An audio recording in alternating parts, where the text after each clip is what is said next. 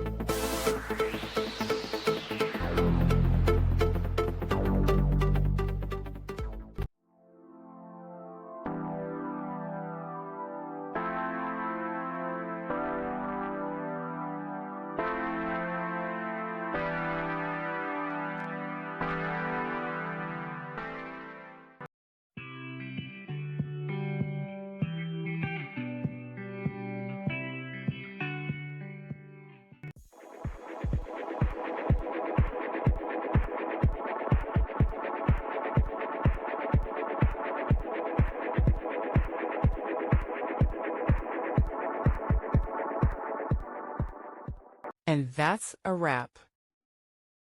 I hope you found the answer you were looking for.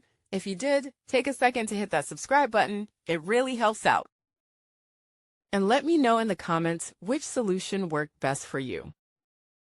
See you next time in the debug zone.